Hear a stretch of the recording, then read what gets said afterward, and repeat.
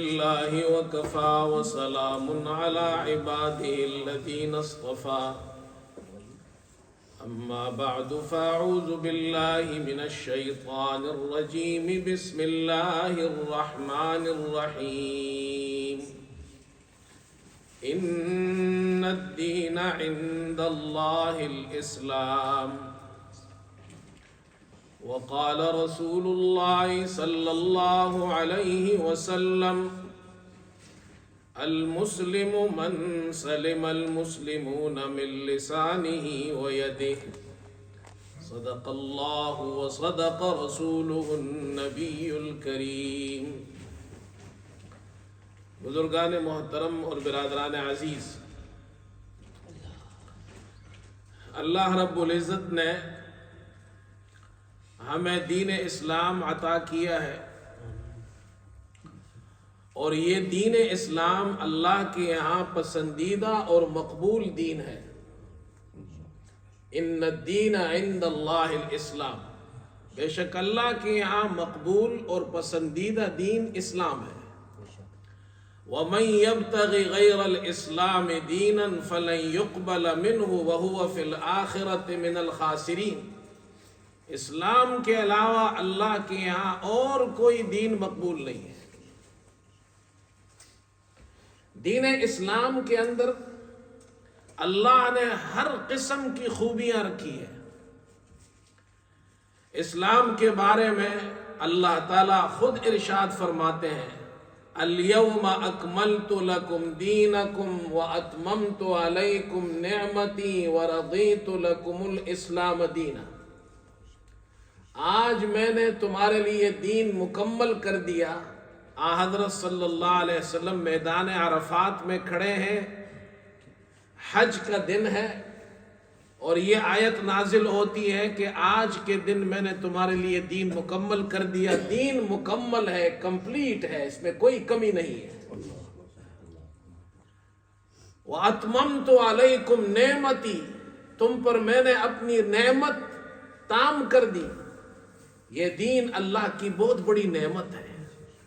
وَرَضِيتُ لَكُمُ الْإِسْلَامَ دِينًا، تمہارے لیے میں جس دین پر راضی ہوا ہوں اس دین کا نام اسلام ہے. اللہ کی رضا دین اسلام میں ہے. دین اسلام کی ایک بڑی خوبی یہ بھی ہے، یہ جامع دین ہے، کمپریہنسو ریلیجن. انسان کو جو بھی ضرورت زندگی میں پیش آتی ہے، چھوٹی ہو یا بڑی ہو، اللہ رب العزت نے اس انسان کی ہر ضرورت کو اس دین کے ذریعے پورا کیا ہے. یہ اس دین کی خوبی ہے.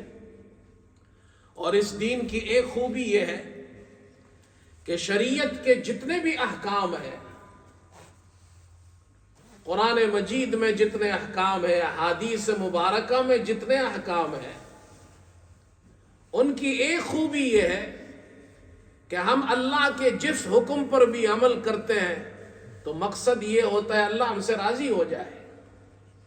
نماز ہم پڑھتے ہیں اللہ کی رضا کے لیے پڑھتے ہیں، قرآن پڑھتے ہیں اللہ کی رضا کے لیے، حلال اختیار کرتے ہیں، حرام سے بچتے ہیں اللہ کا حکم پورا کرنے اور اللہ کی رضا کے لیے.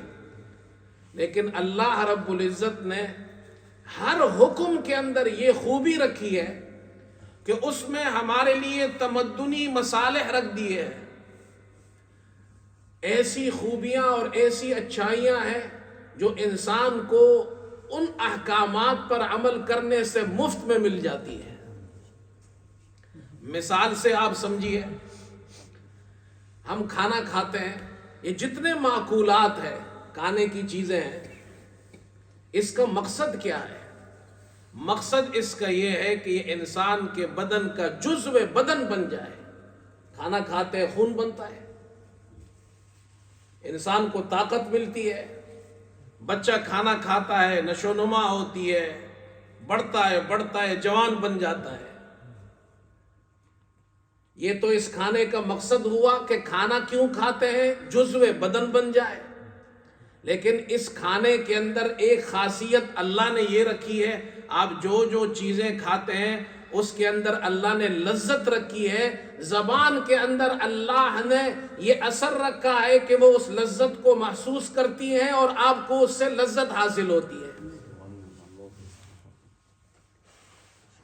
لیکن جو آدمی بھوکا ہو اس سے پوچھو آپ کھانا کیوں کھاتے ہو؟ کہتے ہیں بھائی کھانا اس لیے کھاتا ہوں کہ مجھے ضرورت ہے طاقت کی.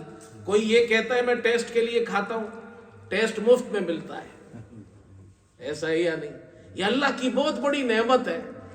ہمارے ایک ساتھی تھے وہاں پاکستان میں، ان کا ایکسیڈنٹ ہوا اور سر کا ایکسیڈنٹ ہوا بہت بڑا، اور اتنا بڑا ایکسیڈنٹ ہوا کومے میں چلے گئے اور پورے سر کو یہاں سے درمیان میں آدھے سر کو کاٹ کر اس کا آپریشن کیا گیا.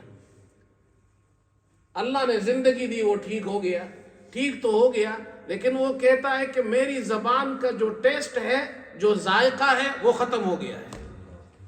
جو چیز کھاتا ہوں ایک جیسی لگتی ہے. اللہ کی کتنی بڑی نعمت ہے. تو کھانے کا مقصد ہے جزو بدن بن جائے. لذت اس کی خاصیت ہے، اللہ نے اس میں رکھی ہے، وہ بھی مل جاتی ہے. اسی طرح میرے دوستو، جب ہم اللہ کے احکامات پر، شریعت کے احکامات پر عمل کرتے ہیں تو کرتے تو اس لیے ہے اللہ ہم سے راضی ہو جائے. نماز پڑھتے ہیں اللہ کی رضا کے لیے، حج کرتے ہیں اللہ کی رضا کے لیے، زکوٰۃ دیتے ہیں اللہ کی رضا کے لیے، رمضان کا روزہ رکھتے ہیں اللہ کی رضا کے لیے، حلال اختیار کرتے ہیں، حرام سے بچتے ہیں اللہ کی رضا کے لیے، سچ بولتے ہیں، جھوٹ سے بچتے ہیں اللہ کی رضا کے لیے. لیکن اس کے اندر اللہ کی رضا بھی حاصل ہوتی ہے، بہت سے منافع، دنیاوی منافع بھی حاصل ہو جاتے ہیں. یہ اس اسلام کی خوبی ہے. جس حکم کو بھی دیکھو، ہر حکم کے اندر اللہ نے خوبی رکھی ہے. وہ ایک شاعر کہتا ہے، وہ تو اپنے محبوب کی تعریف کرتا ہے لیکن در حقیقت میں وہ اسلام کی تعریف ہے. فرمایا کہ ز فرق تاب قدم ہر کو جا کے می نگرم. فرق اس کو کہتے ہیں، یہ جو درمیان میں مانگ ہوتی ہے. میں اپنے محبوب کو سر کی مانگ سے، سر سے لے کر پاؤں تک دیکھتا ہوں. ز فرق تاب قدم ہر کو جا کے می نگرم. اللہ اکبر. ز فرق تاب قدم ہر کو جا کے می نگرم. کرشمہ دامان دل می کشد کے جائیں جاست. کرشمہ دامان دل کو کھینچتا ہے کہ فریفتہ ہونے کی جگہ تو یہی ہے. محبوب کی ہر ادا پسند ہوتی ہے اسے، سر سے لے کر پاؤں تک اسے اپنے محبوب میں کوئی نقص نظر نہیں آتا. ہاں، تو فرمایا کہ اسلام کے اندر یہ خوبی ہے. اسلام کو اول سے آخر تک دیکھو، کامل مذہب ہے، خوبیوں سے بھرا ہوا ہے، تمہیں کوئی نقصان اور کمی نظر نہیں آئے گی. یہ اسلام کی خوبی ہے. اب نماز ہم پڑھتے ہیں، مثال کے طور پر نماز کیوں پڑھتے ہیں؟ نماز اس لیے پڑھتے ہیں اقیم الصلاۃ لذکری. اللہ فرماتے ہیں نماز قائم کرو میرے ذکر کے لیے، میری یاد کے لیے. اللہ کے لیے نماز پڑھتے ہیں. لیکن یہی حکم جب آپ پورا کرتے ہیں، مقصد تو یہ ہے کہ اللہ کے لیے ہم نماز پڑھتے ہیں، اللہ راضی ہو جائے، شریعت کے اس حکم پر عمل ہو. لیکن اللہ نے اس میں ہمارے لیے تمدنی مصالح رکھ دیے ہیں. اس کا فائدہ یہ ہوتا ہے جب مسلمان نماز پڑھتے ہیں، مسجد میں آتے ہیں، اللہ کی رضا حاصل ہونے کے ساتھ ساتھ آپس میں اتفاق اور محبت بھی پیدا ہوتی ہے.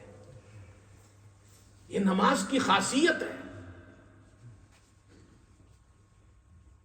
ایک جگہ میں یہاں انگلینڈ میں ایک جگہ پروگرام کے لیے گیا تو وہاں میں نے اس پر بیان کیا کہ دیکھو، نماز کا اصل مقصد تو اللہ کی یاد ہے اور اللہ کی رضا کے لیے پڑھنا ہے. نماز ہم پڑھتے ہیں، اللہ کا حکم ہے، لیکن اللہ نے اس میں ہمارے لیے اور کتنی خیریں رکھی ہے، دنیاوی فائدہ بھی رکھا ہے. یہاں ایک سٹوڈنٹ تھا آکسفورڈ کے اندر، طالب علم تھا، یہاں یونیورسٹی میں پڑھتا تھا. وہ بیمار ہو گیا تو ہاسپٹل میں ایڈمٹ ہوا. اب وہ مسجد میں آتا تھا، سب لوگ اسے جانتے تھے کہ بھئی یہ نمازی ہے، مسجد میں آتا ہے، طالب علم ہے۔ تو یہاں معلوم ہوا ساتھیوں کو کہ جی وہ طالب علم جو یہاں اسٹوڈنٹ تھا وہ بیمار ہو گیا ہے، ہاسپٹل میں داخل ہے۔ تو یہ مسجد والے حضرات اس سے ملنے جاتے تھے، اب صبح بھی جا رہے، شام کو بھی جا رہے، پھل فروٹ لے جا رہے، جوس لے جا رہے۔ تو وہ جو طالب علم تھا اس کے ساتھ میں ایک اور بیمار تھا، ایک انگریز تھا، بوڑھا آدمی تھا۔ تو اس نے اس سے پوچھا کہ جی آپ کوئی خاص آدمی ہے، کوئی بڑے آفیسر ہے آپ؟ انہوں نے کہا نہیں جی میں تو کوئی خاص آدمی نہیں ہوں، میں تو کسی اور ملک کا ہوں، یہاں اسٹوڈنٹ بن کر آیا ہوں، یونیورسٹی میں پڑھتا ہوں۔ اس نے کہا صبح شام اتنے لوگ آتے ہیں آپ سے ملنے، پھل فروٹ بھی لاتے ہیں، جوسز بھی لاتے ہیں، اتنا اکرام کرتے ہیں، تو لگتا ہے کہ آپ کوئی بہت بڑے آدمی ہیں۔ انہوں نے کہا جی مجھے تو یہاں میرے کوئی رشتہ دار بھی نہیں، میرا تو اپنا کوئی ذاتی گھر بھی نہیں، میں ایک طالب علم ہوں، مسافر ہوں، یہاں پڑھنے آیا ہوں، یہ جتنے لوگ آتے ہیں یہ میرے مسجد کے ساتھی ہے۔ اور یہ مسلمان کی خوبی ہے کہ ہم نماز اکٹھے پڑھتے ہیں تو ہماری دوستی ہو جاتی ہے، بیمار ہو جائے تو وہ لوگ ہمیں پوچھنے آتے ہیں۔ تو وہ جو بوڑھا شخص بیمار ساتھ میں تھا اس نے کہا کہ میں اس ملک کا رہنے والا ہوں اور میرے بچے یہاں پر ہیں، سب کچھ ہے یہاں، میں بیمار ہوں اتنے دنوں سے، کوئی مجھے پوچھنے نہیں آیا ہے۔ دیکھیں اللہ کے دین کے اندر کتنی خوبیاں ہیں۔ اس لیے دین اسلام کے اندر اللہ نے یہ خوبی رکھی ہے کہ آپ نماز پڑھتے ہیں، آپ حج کرتے ہیں، آپ زکوٰۃ دیتے ہیں، آپ دین کے کسی بھی حکم پر عمل کرتے ہیں، اللہ بھی راضی ہوتا ہے، اس کے ساتھ ساتھ آپ کو دیگر فوائد بھی ملتے ہیں۔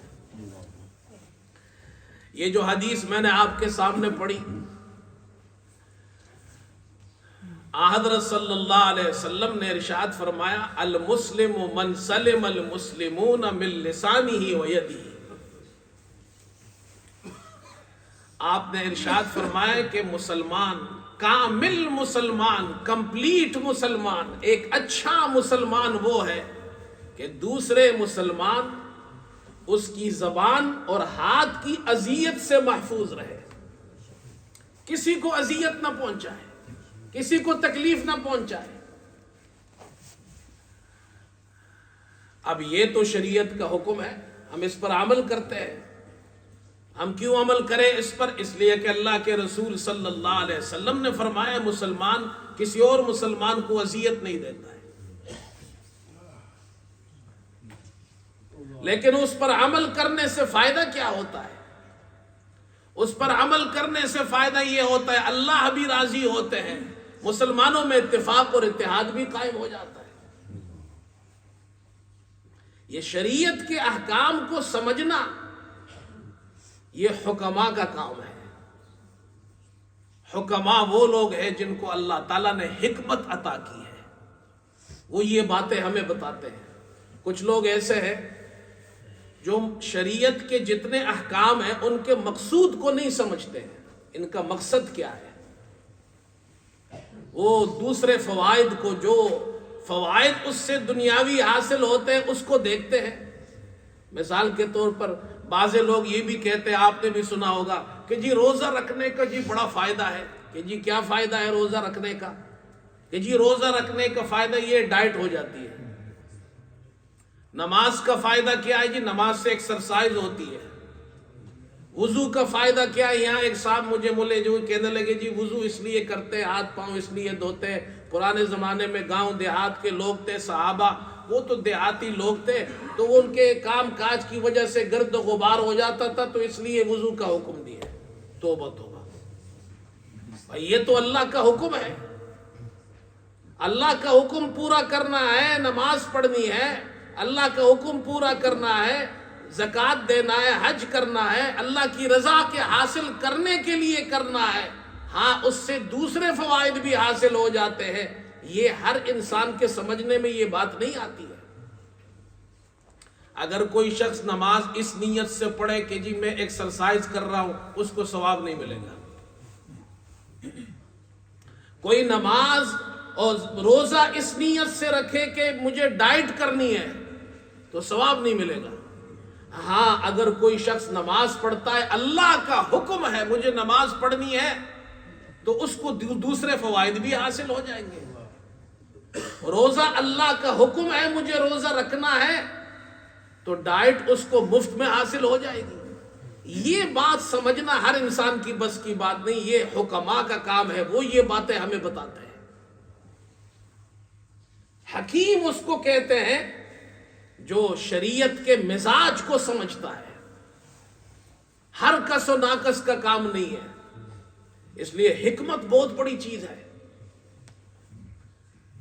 دین کے مزاج کو سمجھنا، دین کی دعوت دینا. یہ جو ہمارے تبلیغ والے بھائی ہیں کتنی حکمت کے ساتھ دعوت دیتے ہیں، نہ کسی سے لڑتے ہیں نہ کسی سے جھگڑتے ہیں، پیار محبت کی زبان استعمال کرتے ہیں، ہر آدمی ان کا ہو جاتا ہے. یہ حکمت، یہ بڑی چیز ہے. اور اگر حکمت نہ ہو، حضرت تھانوی رحمت اللہ علیہ نے لکھا ہے کہ ایک مولوی صاحب تھے، ہو سکتا ہے نئے نئے فارغ ہوئے ہو، تجربہ تو تھا نہیں ان کو، متشدد تھے، سختی بہت کرتے تھے. کسی کو دیکھا نماز نہیں پڑھتے تو بس ڈانٹتے تھے اسے. تو ایک آدمی تھا، رئیس تھا، وہ نماز میں سستی کرتا تھا، تو مولوی صاحب ان کی جان پہچان ہوگی تو انہوں نے ان کو ڈانٹنا شروع کیا. تم نماز نہیں پڑھتے ہو، فجر میں لیٹ آتے ہو، فلاں نماز میں نہیں تھے. انہوں نے کہا مولوی جی مجھے زیادہ تنگ نہ کرو، تنگ کرو گے میں نماز ہی چھوڑ دوں گا. تو مولوی صاحب تو اچھی نیت سے کر رہے تھے، لیکن طریقہ حکمت والا ہونا چاہیے نا بھائی. تو انہوں نے ایک دن ان کو ڈانٹا بہت زیادہ. تو وہ جو رئیس تھا اس نے کہا میں نہیں پڑھتا ہوں، جاؤ. اب اور لوگوں کو پتہ چلا، ان کے دوستوں کو، وہ آئے، انہوں نے کہا جی یہ آپ نے کیا کیا، نماز نہیں پڑھتے؟ انہوں نے کہا جی میں تو پڑھتا تھا، لیکن یہ جو مولوی صاحب ہے اس نے مجھے اتنا ڈانٹا ہے کہ اس کی وجہ سے میں نے نماز پڑھنا ہی چھوڑ دی ہے.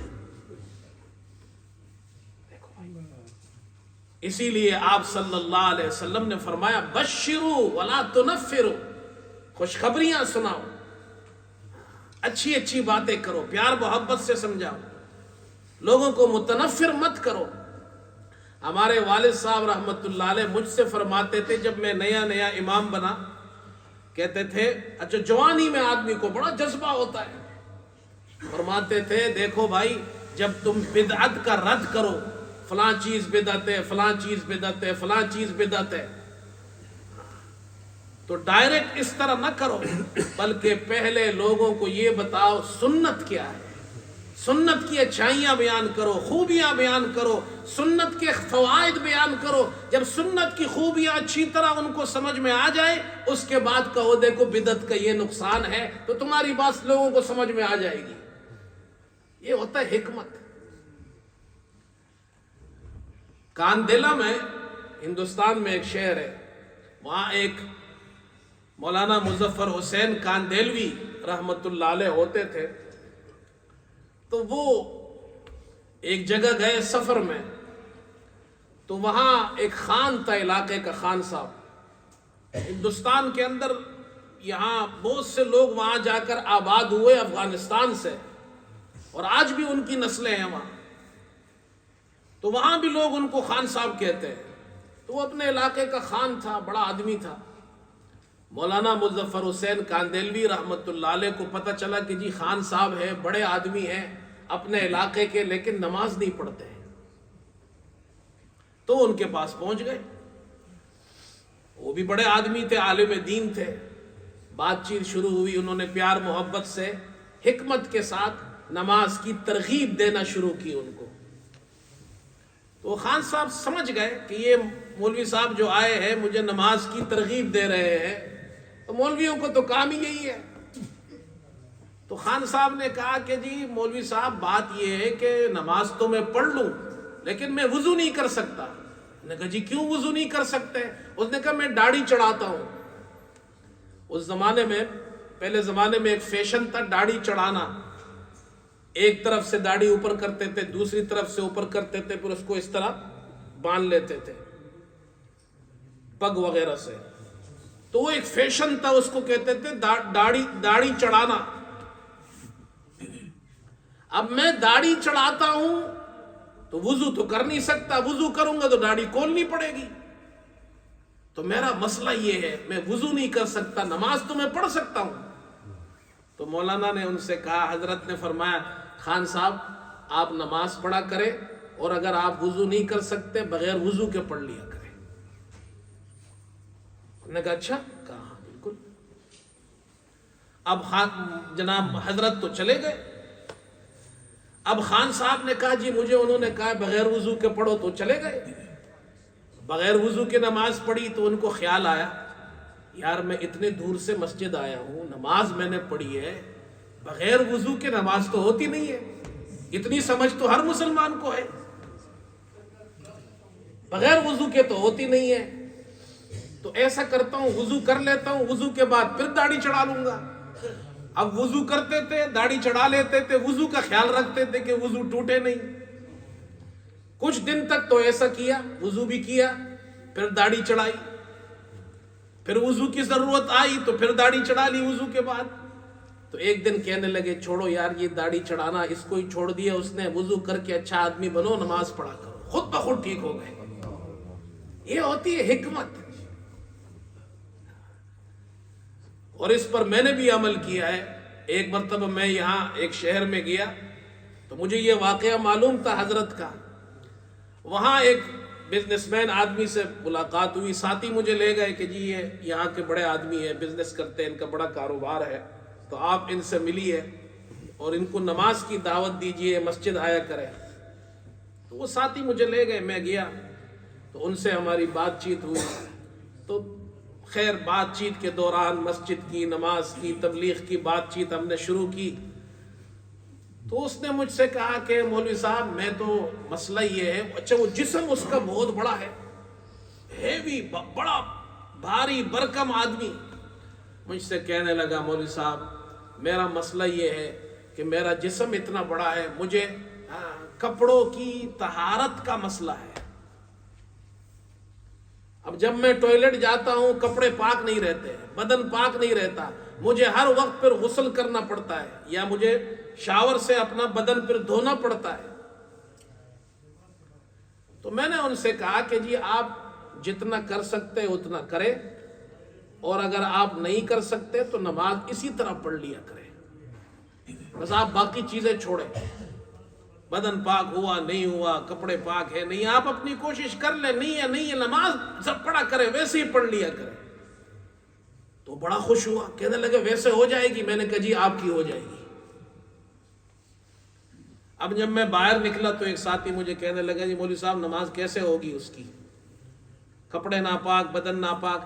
میں نے کہا جی وہ تو اس کو بھی پتا ہے کہ نماز نہیں ہوگی، آپ کو بھی پتا ہے، میں نے یہ بات اس لیے کی ہے ایک مرتبہ مسجد آئے گا اسی طرح پڑھے گا، دوسری طرح آئے گا اس طرح پڑھے گا، آخر پھر کوشش کرے گا کہ جی بدن بھی پاک رکھوں، کپڑے بھی پاک رکھوں، محنت کرے گا، کوشش کرے گا۔ اللہ رب العزت بھی یہ چاہتے ہیں کہ جو بندہ حدیث میں آتا ہے، اللہ فرماتے ہیں کہ جو میری طرف بڑھتا ہے اللہ کی رحمت اس سے زیادہ اس کی طرف بڑھتی ہے۔ حدیث میں آتا ہے جو میری طرف ایک ہاتھ آتا ہے میں 2 ہاتھ اس کی طرف جاتا ہوں، جو میری طرف چل کر آتا ہے اللہ فرماتے میں اس کی طرف دوڑ کر جاتا ہوں۔ تم ایک مرتبہ لائن پر تو لگاؤ اسے، پیار محبت کی زبان بھائی۔ تو دیکھو بھائی میں بات تو پتہ نہیں کہاں سے کہاں پہنچ گئی، اسلام کی خوبیاں بیان کر رہا تھا۔ یہ خوبیاں سمجھنا یہ بھی، اس کے لیے بھی بڑی عقل چاہیے۔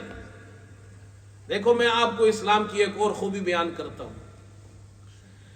اسلام کی ایک بہت بڑی خوبیوں میں سے ایک خوبی، اللہ نے قرآن میں وہ آداب ہمیں سکھائے ہیں۔ وہ آداب کیا ہے؟ جب تم کسی کے پاس جاؤ تو اجازت لے کر جاؤ، دروازہ نوک کرو پھر جاؤ۔ قرآن میں اللہ نے اس کا ذکر فرمایا ہے، فرمایا یا ایھا الذین آمنوا لا تدخلوا بيوتا غير بيوتكم حتى تستأنسوا وتسلموا على أهلها. اے ایمان والو، جب تم اپنے گھروں کے علاوہ دوسروں کے گھروں میں جاؤ تو اس وقت تک داخل نہ ہو کسی کے گھر میں بھی، یہاں تک کہ تم اجازت لے لو اور ان گھر والوں کو سلام کرو. کتنی اچھی تعلیم ہے. اپنے گھر میں بھی جائے، ماں ہے، بہن ہے، وہاں بھی بیٹیاں ہیں، وہاں بھی نوک کر کے جائے تاکہ گھر والوں کو پتہ چلے جی کوئی آیا ہے. اس لیے کہ پتہ نہیں ہوتا انسان کس حالت میں ہو. کسی کے یہاں بھی جاؤ اجازت لے کر جاؤ. وَإِنْ قِيلَ لَكُمُ ارْجِعُوا فَارْجِعُوا. اگلی آیت میں اللہ نے یہ بھی فرمایا اگر تم سے کہا جائے واپس لوٹ جاؤ تو واپس لوٹ جاؤ. 3 مرتبہ دستک دی، کوئی نہیں نکلا، واپس چلے جائے. کتنی اچھی تعلیم ہے. کسی کو ہم سے اذیت نہ پہنچے. رسول کریم صلی اللہ علیہ وسلم کا اپنا معمول اپنے گھر میں کیا تھا، اس پر تو بہت سی حدیثیں ہیں. ایک حدیث ہے حضرت عائشہ رضی اللہ عنہا نے بیان کی ہے، طویل حدیث ہے. آپ صلی اللہ علیہ وسلم کی ایک رات کا واقعہ ہے جس میں آپ صلی اللہ علیہ وسلم رات کو گھر سے نکلے اور بقیع جو قبرستان ہے مدینہ منورہ میں، جنت البقیع، وہاں آپ تشریف لے گئے. حضرت جبریل علیہ السلام آئے اور انہوں نے آپ سے کہا کہ آپ بقیع تشریف لے جائیں اور بقیع کے اندر جو مسلمان مدفون ہیں ان کے لیے دعا کریں. یہ حدیث ہے. حضرت عائشہ رضی اللہ عنہا نے یہ حدیث بیان کی ہے، لیکن اس حدیث کے درمیان میں حضرت عائشہ نے جو بات ذکر کی ہے وہ میں عرض کرنا چاہتا ہوں. وہ فرماتی ہے میں رات کو سو گئی، آپ صلی اللہ علیہ وسلم یہ سمجھے کہ میں سو گئی ہوں حالانکہ میں جاگ رہی تھی. آپ آہستہ سے اٹھے اس لیے کہ یہ سو رہی ہے، ان کو تکلیف نہ ہو.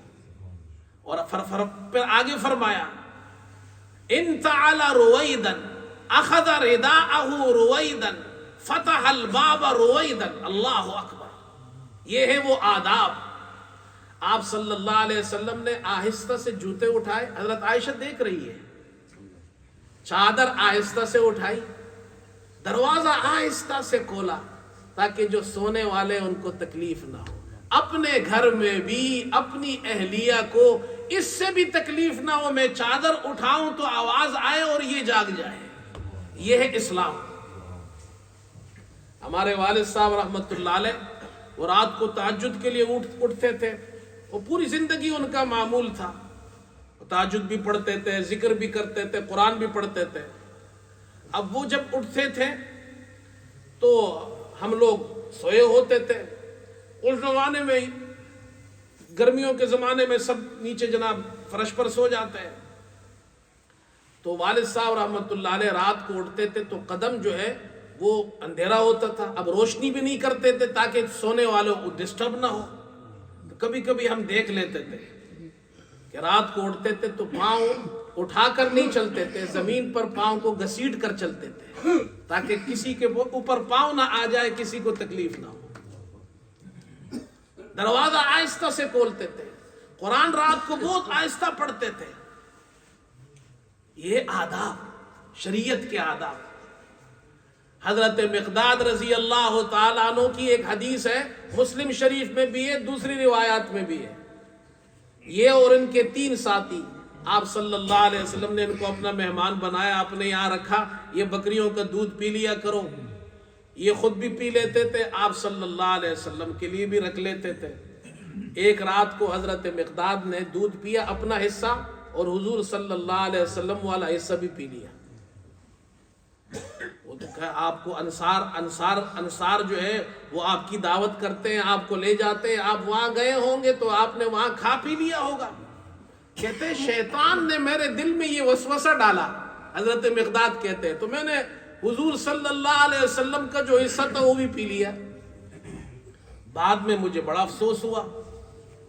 اللہ کے رسول آئیں گے، دودھ نہیں ہوگا تو ایسا نہ ہو میرے حق میں بد دعا کریں. اللہ اکبر. کہتے ہیں آپ صلی اللہ علیہ وسلم تشریف لائے آہستہ سے، اور آپ نے آہستہ سے سلام کیا۔ اچھا کتنے آہستہ سے کیا؟ حضرت مقداد فرماتے اتنا آہستہ سلام کیا کہ اگر کوئی جاگ رہا ہو تو وہ سن لے، اور اگر کوئی سو رہا ہو تو نہ سنے۔ یہ کمال ہے اسلام کا۔ خیر وہ تو آگے حدیث ہے، آپ صلی اللہ علیہ وسلم نے نماز پڑھی، نماز کے بعد برتن اٹھایا تو برتن میں دودھ نہیں ہے۔ اب آپ نے ان کو ڈانٹنا نہیں شروع کیا کہ جی میرا والا حصہ کہاں ہے، آپ نے ہاتھ اٹھائے۔ اللہ اکبر، کتنی خوبیاں ہیں اسلام کے اندر، سنتوں کے اندر۔ اللہم اطعم من اطعمنی واسق من سقانی، اے اللہ جو مجھے کھلائے تو اسے کھلا، جو مجھے پلائے تو اسے پلا۔ ہم تو پڑھتے ہیں نا کسی کا کھانا کھا کر، حضور صلی اللہ علیہ وسلم ابھی کھانے سے پہلے یہ دعا فرما رہے ہیں۔ حضرت مقداد کہتے ہیں میں نے سن لی، مجھے تو آپ نے بد دعا نہیں دی لیکن دعا دی جو مجھے کھلائے اے اللہ تو اسے کھلا۔ کہتے ہیں میں جلدی جلدی اٹھا تاکہ ایک بکری ذبح کر لوں۔ جب میں وہاں گیا تو وہ بکری کے تن دودھ سے بھرے ہوئے تھے، پھر دودھ آ گیا اس میں نے جلدی جلدی دودھ نکالا، آپ صلی اللہ علیہ وسلم کو پیش کیا۔ آپ نے پوچھا ہاں بھائی کیا معاملہ ہے؟ تو میں نے عرض کیا اللہ کے رسول پہلے آپ دودھ نوش فرمائے، پھر میں آپ کو قصہ سناتا ہوں۔ آپ نے دودھ پیا، پھر مجھے پلایا، پھر میں نے قصہ سنایا۔ آپ صلی اللہ علیہ وسلم نے فرمایا یہ دودھ جو تمہیں حاصل ہوا ہے، جو ہم نے پیا ہے، یہ اللہ کی طرف سے برکت ہے۔ یہ ہے اسلام کی خوبی۔ من سلم المسلمون من لسانه ویدہ، آپ صلی اللہ علیہ وسلم نے فرمایا المسلم مسلمان وہ ہے من سلم المسلمون من لسانه ویدہ، دوسرے مسلمان اس کی زبان اور ہاتھ کے اذیت سے محفوظ رہے۔ مسلمان کسی کو اذیت نہیں دیتا ہے۔ ہماری زبان سے کسی مسلمان کو اذیت نہ ہو، ہمارے ہاتھ سے کسی مسلمان کو اذیت نہ ہو۔ بلکہ مومن کی تو تعریف یہ کی ہے کہ دوسرے انسان، ان کا مال اور ان کا خون، وہ اس مومن کی پہچان یہ دوسرے انسانوں کا مال اور ان کا خون محفوظ رہے، کسی کو مالی نقصان اور جانی نقصان نہ پہنچائے۔ معمولی سی کوئی بھی ہماری ایسی بات نہ ہو جس سے کسی کو تکلیف ہو۔ دیکھیں میں آپ کو ایک چھوٹی سی مثال دیتا ہوں، میں یہ کسی پر تنقید نہیں ہے، ایک مسئلہ بیان کر رہا ہوں۔ کچھ لوگ مسجد میں آتے ہیں، پوری جگہ آگے خالی ہوتی ہے، پوری صفیں خالی ہوتی ہیں، اور آخری صف میں نماز پڑھتے ہیں۔ اب جب وہ آخری صف میں نماز پڑھے گا تو اس کے آگے گزرنے والوں کو تکلیف ہوگی نا۔ حالانکہ اس کی نیت اس نے نہیں کی کسی کو تکلیف دے، لیکن اس کے عمل سے تکلیف ہو رہی ہے۔ اتنی تکلیف بھی مسلمان کسی کو نہ پہنچائے۔ یہ جو گاڑی ہم یہاں کھڑی کرتے ہیں مسجد کے باہر، اگر اس سے کسی کا ڈرائیو وے بلاک ہوتا ہے تو تکلیف نہیں ہوتی، اور نماز پڑھنے آئے اور کسی کو تکلیف دے، یہ سوچنی چاہیے، یہ بات یہ نہیں سوچنی چاہیے۔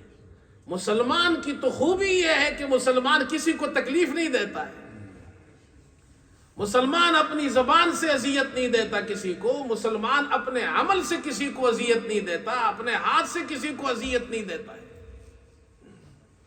یہ ہے، ہاں یہ چیزیں سیکھنے کی چیزیں ہیں، ہم ان خوبیوں کو اپنے اندر اپنائیں۔ اسلام کے اندر اللہ نے یہ خوبی رکھی ہے۔ یاد رکھو اسلام ایسا مذہب ہے کہ یقین جانیے اگر ہم مسلمان اسلام پر اچھی طرح عمل کر لیں، ہمارے اخلاق سنور جائے، تو پھر یہ جتنے بھی غیر مسلم ہیں ہمارے عادات کو، ہمارے اعمال کو، ہمارے اطوار کو، اخلاق کو دیکھ کر یہ خود مسلمان ہو جائیں گے۔ پہلے لوگ مسلمان کے چہرے کو دیکھ کر مسلمان ہوتے تھے۔ امام محمد رحمت اللہ علیہ امام ابو حنیفہ کے شاگرد ہیں، ہاں اللہ تعالیٰ نے ان کو خوب شکل و صورت اچھی صورت سے نوازا تھا، لیکن تھے بہت بڑے عالم۔ ایک مرتبہ بازار گئے تو ایک عیسائی وہاں سے گزر رہا تھا، نصرانی، اور نصرانی وہاں سے گزرا، وہ اپنے مذہب کا بڑا امام تھا۔ اس نے دیکھا کہ یہ آدمی ہے اور بڑا ہی نیک آدمی معلوم ہوتا ہے اور ہے مسلمان، وہ جانتا نہیں تھا امام محمد ہے۔ تو انہوں نے پوچھا یہ کون ہے؟ انہوں نے کہا ہمارے امام ہے۔ ان کا نام کیا ہے؟ کہا ان کا نام محمد ہے۔ اب جب انہوں نے ان سے کہا کہ یہ ہمارے امام محمد ہے، تو اس نے ایک عجیب جملہ کہا، اس نے کہا یہ تمہارے چھوٹے محمد اتنے خوبصورت ہیں تو بڑے محمد کتنے خوبصورت ہوں گے۔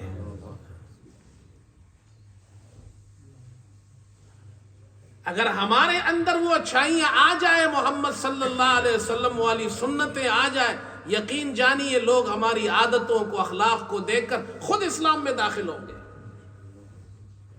لیکن آج ہم مسلمان ہیں، ہم نے اسلام کو لمیٹڈ کر دیا ہے۔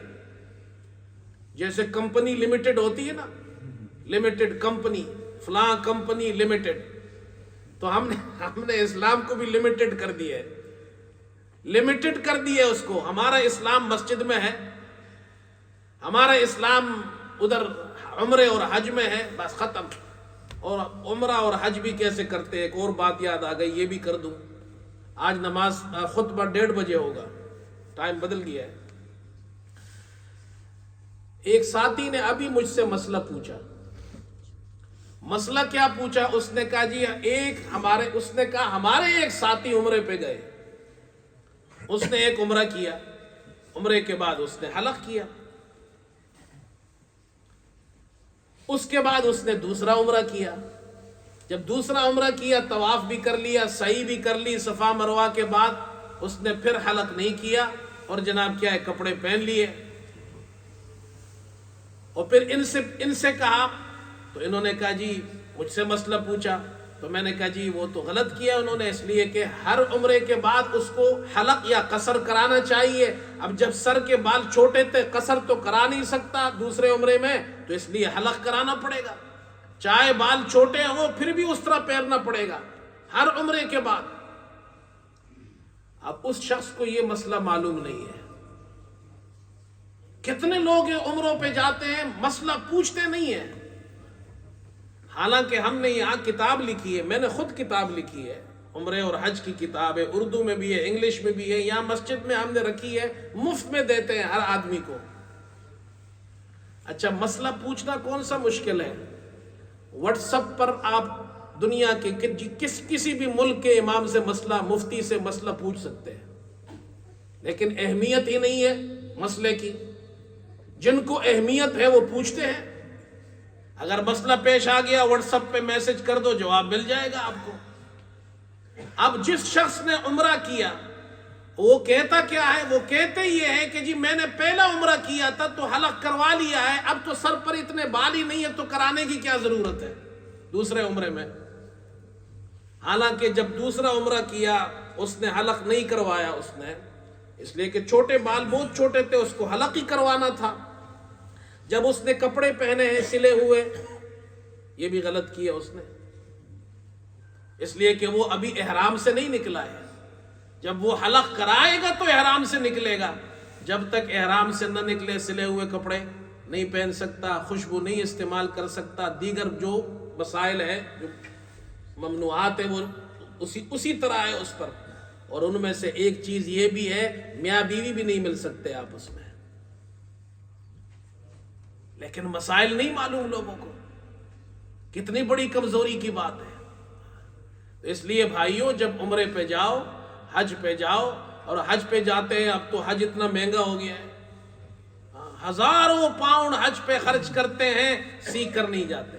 ایک مرتبہ میں حج پہ تھا تو ایک ساتھی ساتھ تھے، وہ کہنے لگے جی کوئی بات نہیں ہے مولوی صاحب، غلطی ہو گئی تو آخر میں ہم دم دے دیں گے۔ یہ تو ایسا ہو گیا جیسے کوئی نماز پڑھ رہا ہو، وہ کہ جی کوئی بات نہیں، جیسے بھی پڑھ لو، آخر میں سجدہ سہو کر لینا۔ ایسا نہیں ہوتا بھائی۔ یہاں کوئی ایسا کہ آپ نے سنا ہے کوئی کہے جی کدھر بھی گاڑی کھڑی کر لو کوئی بات نہیں ہے جی، آخر میں ہم جناب کیا ہے اس کو کیا کہتے ہیں اس کو، فائن جو وہ آتا ہے، جو پینلٹی ٹکٹ آتا ہے، وہ کہتے ہیں جی کوئی بات نہیں جی، کھڑی کر دو جی، ہم ٹکٹ دے دیں گے. ایسا تو کبھی بھی نہیں کہتے. کہتے نہیں ایسی جگہ دیکھو جہاں ٹکٹ آئے ہی نہیں. لیکن حج پہ جا رہے ہیں، کہتے کوئی بات نہیں جی، آخر میں دم دے دیں گے، پیسہ اللہ نے بہت دیا ہے. یہ غلط بات ہے، اس لیے کہ جان بوجھ کر غلطی کرنا شرعاً جائز نہیں ہے. غلطی ہو جائے تو پھر اس کے لیے دم دینا پڑتا ہے. اللہ ہم سب کو عمل کی توفیق عطا فرمائے. وآخر دعوانا الحمدللہ رب العالمین.